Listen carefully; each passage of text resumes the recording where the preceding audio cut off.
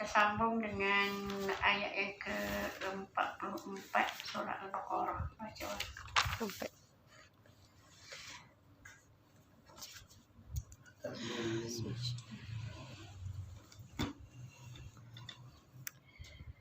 أعوذ بالله من الشيطان الرجيم أعوذ بالله من الشيطان الرجيم. بسم الله الرحمن الرحيم بسم الله الرحمن الرحيم.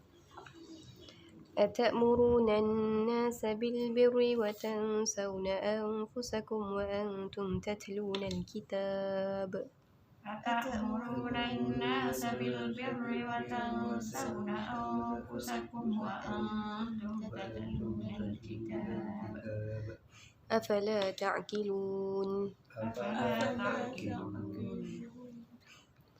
واستعينوا بالصبر والصلاة واستعينوا بالصبر والصلاة وإنها لكبيرة إلا على الخاشعين وإنها لكبيرة إلا على الخاشعين الذين يظنون أنهم ملاقو ربهم وأنهم إليه راجعون الذين يظنون أنهم ملاقو ربهم وأنهم إليه راجعون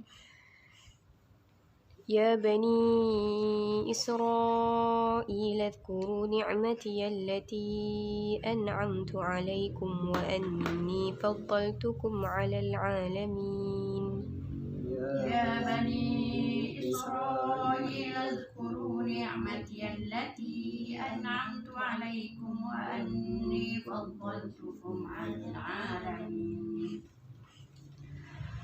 واتقوا يوما لا تجزي نفس عن نفس شيئا واتقوا يوما لا تجزي نفس عن نفس شيئا ولا يقبل منها شفاعة ولا يؤخذ منها عدل ولا هم ينصرون ولا يقبل منها شفاعة ولا يؤخذ منها عدل ولا هم ينصرون. الحمد لله رب العالمين. اللهم صل وسلم على محمد وعلى آل محمد. رب اشرح لي صدري ويسر لي أمري واحلل عقدة من لساني يفقهوا قولي. أما بعد. أتأمرون الناس بالبر.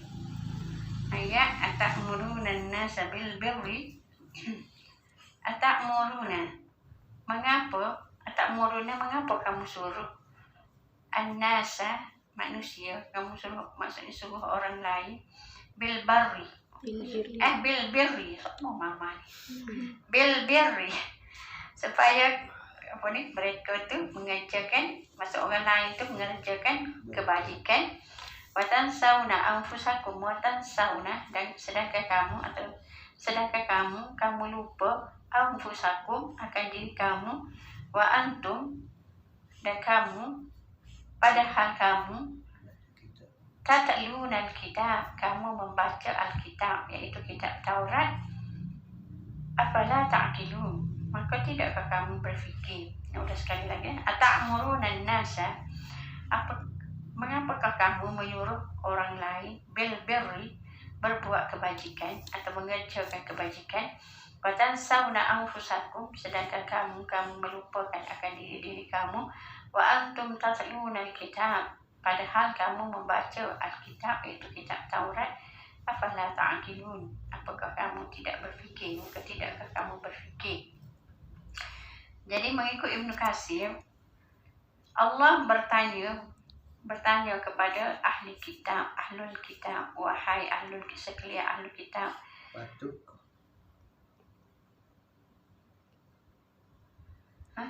Sini patuk kata menyuruh. Patuk kamu menyuruh. Boleh. Mengapa patuk? Apakah pantas? Apakah kamu patut, kita guna ayat Abu Hawad pula. Apakah kamu patut menyuruh manusia berbuat berbagai kebajikan sedangkan kamu melupakan diri kamu sendiri. Maksudnya kamu tidak melakukan apa yang diperintahkan itu, padahal kamu membaca Alkitab dan mengetahui kandungannya yang berisi ancaman terhadap orang yang mengabaikan perintah Allah.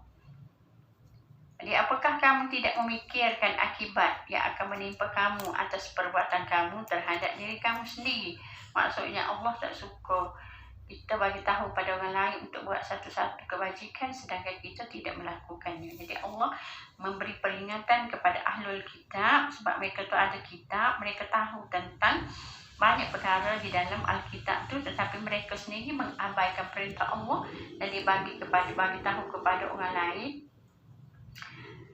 kaumnya supaya melakukan perkara tersebut, melakukan kebajikan.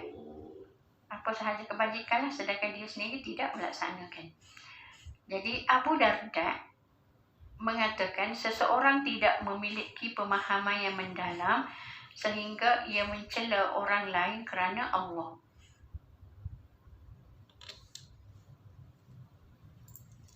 Lalu kemudian maksudnya seseorang itu tidak memiliki pemahaman yang mendalam dalam satu-satu perkara sehingga dia boleh mencela orang lain kerana Allah. Maksudnya dia ni menganggap perbuatan itu tidak baik kan, kerana dia ni seolah-olah tahu hukum Allah dan dia menganggap diri dia tu baik. Akhirnya dia sebenarnya mencela diri dia sendiri kerana dia tidak melaksanakan. Dia hanya mencela orang lain yang tidak melakukan dan dia sendiri pun sebenarnya tidak melakukan.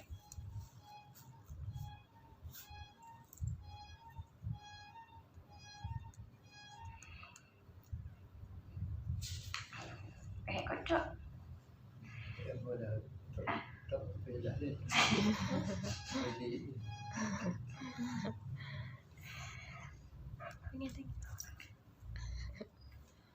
Dia ni nak cerita dia ni anggap diri dia ni bagus. Lepas tu dia tengok orang lain ngajar tu seolah-olah tidak bagus. Lepas tu dia pun mencela lah orang tu. Dia cela orang tu bermakna dia mencela dia sendiri. Sebab dia tak buat. Gitu. Asal tak. Dari Anas bin Malik, dia kata, aku pernah mendengar Rasulullah bersabda.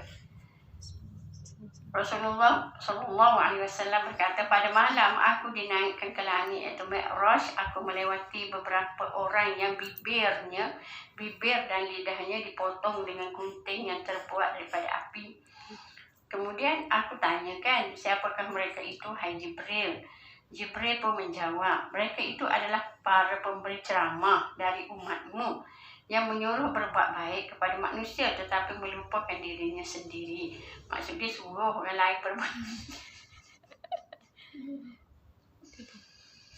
tapi dia lupa tentang dirinya. Mata mama sekali kot. Alhamdulillah. Di dalam hadis lain pula Rasulullah SAW bersabda, kata pada hari kiamat, mama baca makna je lah. Pada hari kiamat kelak akan didatangkan seseorang lalu dicampakkan ke dalam neraka. Kemudian usus-ususnya terburai dan dia berputar-putar di sekeliling mengitari usus-usus itu seperti keledai mengitari sekitar kawasan dia itulah. Maka para penghuni neraka pun berputar mengelilinginya seraya berkata, hai fulan, apa yang menimpa dirimu? Bukankah dahulu engkau suka menyuruh kami berbuat kebaikan dan mencegah kami berbuat kemungkaran? Ia pun menjawab, dahulu aku menyuruh kamu berbuat baik tetapi aku tidak mengerjakannya dan melarang kamu berbuat kemungkaran tetapi aku sendiri mengerjakannya. Gitulah maksudnya. Sebab tu Allah mencela orang yang dia menyuruh orang lain berbuat kebaikan tetapi dia tu sebenarnya melupakan.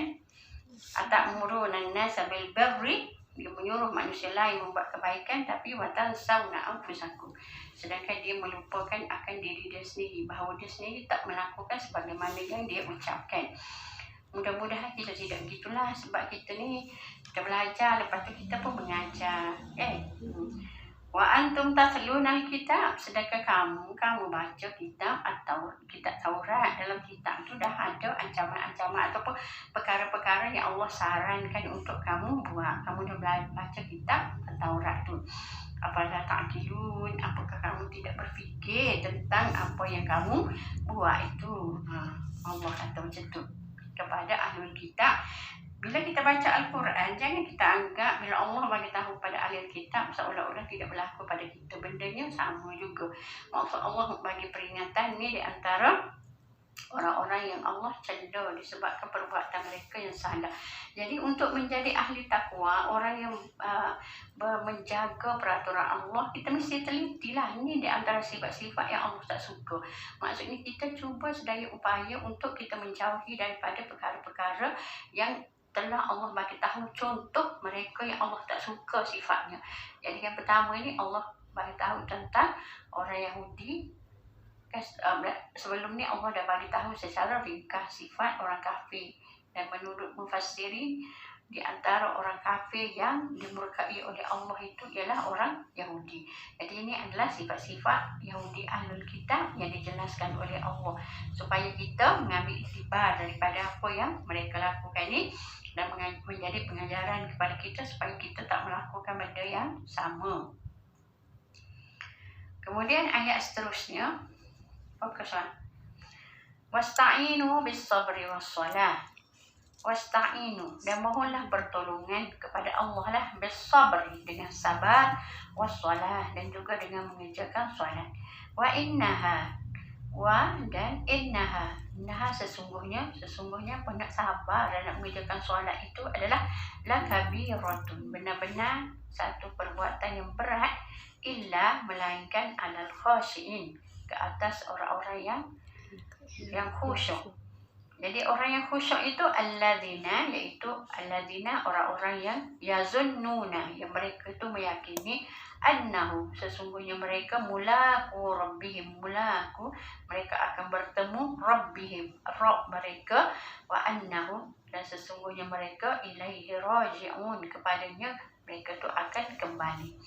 Jadi melalui firman ini Allah Azza wa Jalla menyuruh para hambanya untuk meraih kebaikan dunia dan akhirat yang mereka dambakan dengan cara menjadikan kesabaran dan solat sebagai penolong. Jadi kalau kita nak berjaya mendapat kebaikan dunia dan akhirat, kita mesti jadikan sabar itu sebagai sifat kita yang mana pun tak ada, dan juga solat dalam sebagai satu alat untuk menolong kita dalam kehidupan kita ni.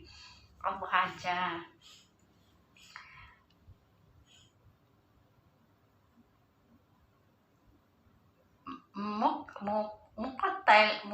Muqattil bin Hayyan dalam tafsirnya, dia tulis dalam kitab Ibn Katsir ni, dia kata hendaklah kamu semua mengejar kehidupan akhirat dengan menjadikan kesabaran dalam mengerjakan berbagai kewajipan dan solat sebagai penolong.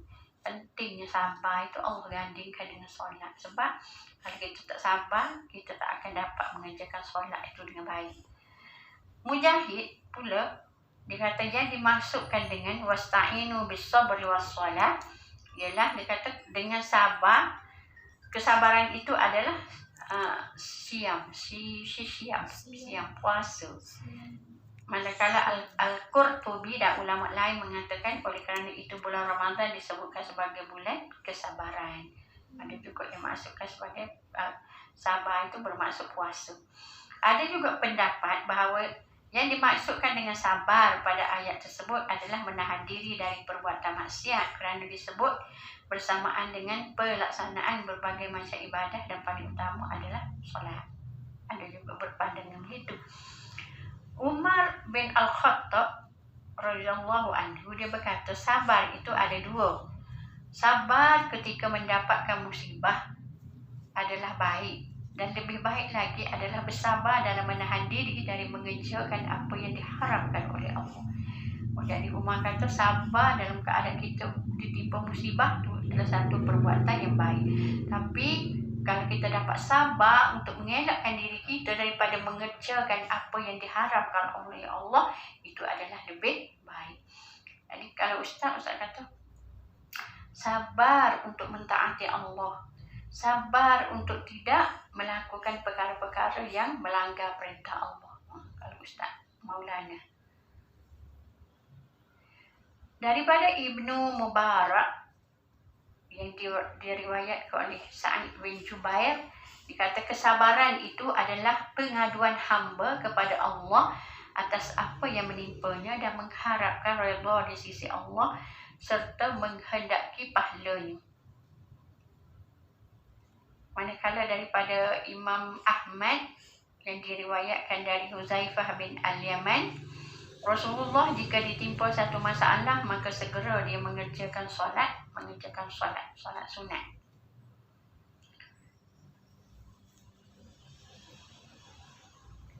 Jadi ada juga beberapa ulama yang mengatakan bahawa wasta'inu bis-sabri was-salah, yang mintalah pertolongan kepada Allah dengan sabar dan salat. Ini dia mengatakan bahawa sabar dan juga solat ini merupakan penolong untuk mendapat rahmat Allah. Jadi banyak-banyaklah kita bersabar untuk dapat rahmat Allah.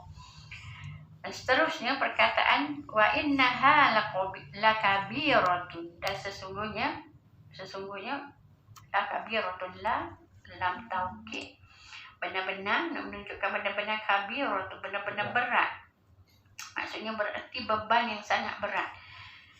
Untuk mengerjakan, nak menjadi sabar, nak mengerjakan solat ini benar-benar beban yang sangat berat, kecuali bagi illa alal khashiin, iaitu kecuali bagi orang-orang yang khusyuk.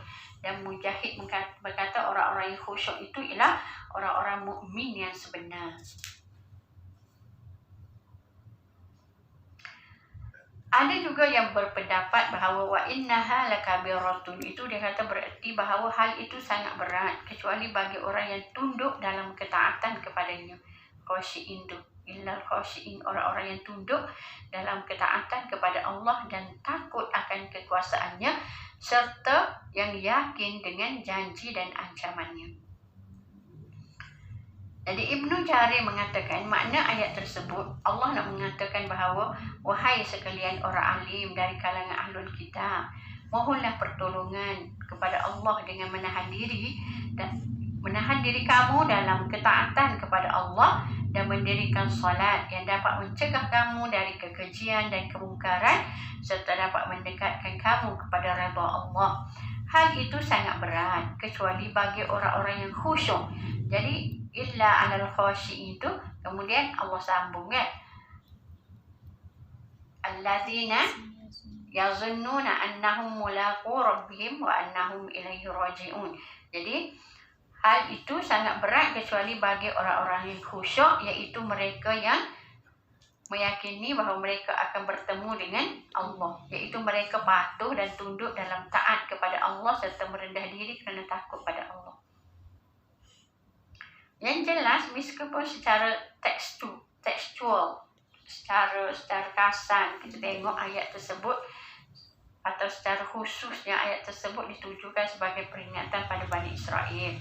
Tapi ulama Ibn Katsir ni merumuskan bahawa dikata yang dimaksudkan bukanlah mereka semata-mata, bukannya ahlul kitab semata, tapi dituju secara umum baik kepada mereka maupun selain mereka. Maksudnya pada kita semua juga ditujukan benda yang sama lah, iaitu bila kita ada masalah wasta'inu bis-sabri was-salah wa innaha lakabiratun, wasta'inu bis-sabri was-salah, maksudnya bersabar dan juga dengan mengerjakan solat. Kemudian ayat firman Allah, allazina yazunnuna annahum mulaqu rabbihim wa annahum ilaihi raji'un, iaitu orang-orang yang meyakini bahawa mereka akan menemui Rabbnya dan bahawa mereka akan kembali padanya. Mengikut Ibnu Katsir, ayat ini menyempurnakan kandungan ayat sebelumnya. Maksudnya bahawa solat atau wasiat itu benar-benar berat kecuali bagi orang yang khusyuk, iaitu yang yakin bahawa mereka akan menemui Rabbnya, menemui Allah. yakni mereka mengetahui bahawa dirinya akan dikumpulkan kepada Allah pada hari kiamat dan dikembalikan kepadanya. Jadi artinya semua persoalan mereka kembali kepada Allah. Dia memutuskan persoalan itu menurut kehendaknya sesuai dengan keadilannya. Kerana mereka meyakini adanya hari pengembalian, hari kebangkitan dan pemberian pahala, maka terasa ringan bagi mereka untuk melaksanakan berbagai ketaatan dan meninggalkan beberapa kemungkaran.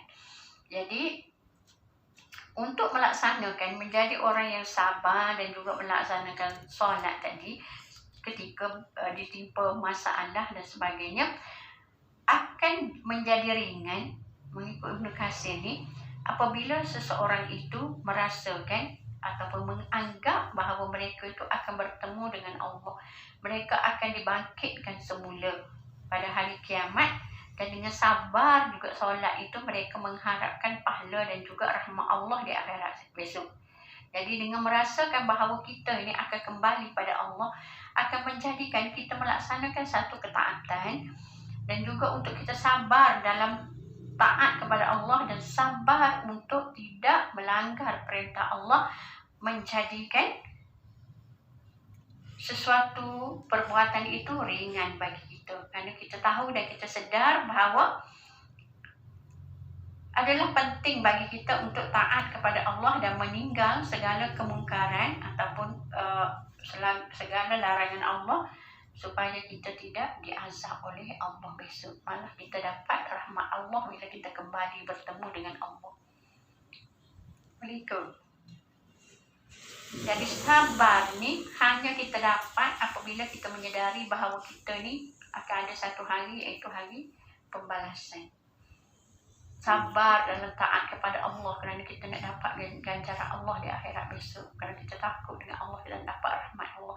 Sabar untuk tidak melakukan maksiat kepada Allah supaya kita ni tidak dicampakkan oleh Allah di hari akhirat besok dalam neraka Allah.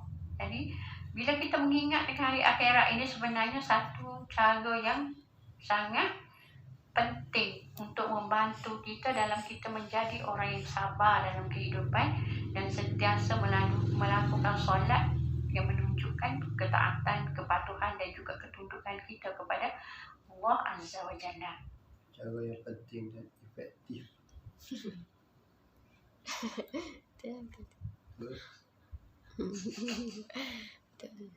Asal tak? Jadi ayat seterusnya ialah ayat yang ke-47. Ya Bani Israel. Allah kata, wahai Bani Israel, iaitu anak keturunan Nabi Ya'qub. Uzkuru. Ingatlah. Ni'mati allati, nikmat aku yang allati yang an'amtu, yang aku berikan, yang aku anugerahkan alaikum, ke atas kamu. Wa anni faddaltukum, dan sesungguhnya aku, Allah kata faddaltukum, aku lebihkan kamu alal alamin, ke atas sekalian alam, ke atas sekalian umat pada masa itu. Jadi Allah dalam ayat ini mengikut Ibn Katsir, Allah mengingatkan Bani Israel akan berbagai nikmat yang telah dianugerahkan oleh Allah kepada siapa? Kepada Allah mengingatkan Bani Israel yang orang Yahudi yang berada pada masa Nabi.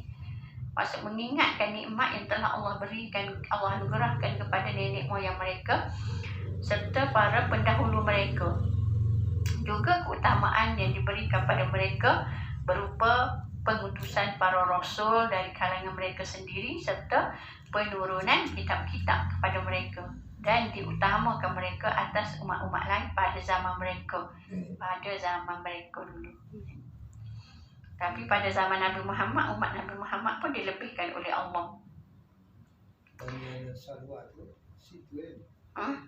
Masa tu. Masa apa?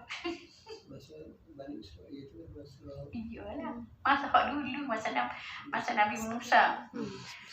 Okey, ayat wa anni faddaltukum 'alal alamin, sesungguhnya Allah telah mengunggulkan kamu atas semua umat, mengikut Abu Ja'far Ar-Razi dari Rabi' bin Anas, katanya keunggulan mereka itu diwujudkan melalui kekuasaan, maksud mereka boleh berkuasa pada masa tu.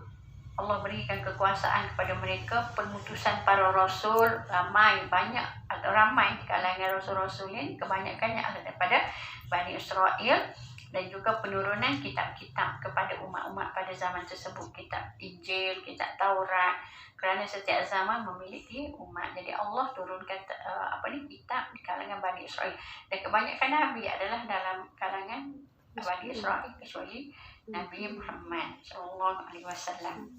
Turun Ismail. Itulah maksud ini. Maksud Allah bagi kelebihan dari sudut mereka tu dapat diberi kekuasaan, mereka kebanyakan mereka dijadikan sebagai rasul, utusan Allah, dan mereka juga dapat kitab-kitab Taurat, Injil, Zabur, sebelum tu Nabi Daud juga untuk Bani Israel. Wattaqu yawman la tajzi nafsun an nafsin syai'a. Wattaqu, dan jagalah diri kamu. Takwa ni maksudnya takut ni dengan memelihara diri. Jadi jagalah atau takutlah, boleh juga takutlah diri kamu dari yauman, dari apa? Dari azab yauman, pada hari la tajzi, pada hari, waktu hari itu adalah hari kiamat. La tajzi, yang tidak dapat membela nafsun, satu diri, membela satu diri, an nafsin syai'a, akan diri yang lain, diri orang lain sesuatu pun, sedikit pun. Maksud takutlah satu hari, iaitu hari kiamat, yang tidak dapat membela satu jiwa dengan jiwa yang lain. Maksud satu jiwa tidak dapat membela jiwa yang lain. Wala yuqbalu minha syafa'atun, dan juga tidak diterima syafaat daripadanya. Syafaat maksud tidak diterima daripadanya syafaat. Tak ada siapa yang boleh bagi syafaat kepada sesiapa. Wala yu'khazu minha adlun, dan tidak diterima daripadanya adlun, tebusan. Wala hum yunsurun, dan tidak mereka diberi pertolongan, tidak mereka akan ditolong. Jadi setelah mengikut Ibnu Katsir, setelah Allah Ta'ala mengingatkan Bani Israel akan nikmatnya, lalu dia menyambung peringatan tersebut dengan ancaman berupa lamanya siksaan yang diberikan kepada mereka pada hari kiamat. Allah berfirman, wattaqu yauman, dan jagalah dirimu dari azab pada hari, maksudnya pada hari kiamat, pada hari di mana la tajzi nafsun an nafsin syai'a, seseorang tidak dapat membela orang lain meskipun sedikit. Artinya tidak ada seorang pun yang dapat membantu orang lain. Sebagaimana firman Allah juga dalam ayat lain, misalnya dalam surah Al-An'am ayat 164,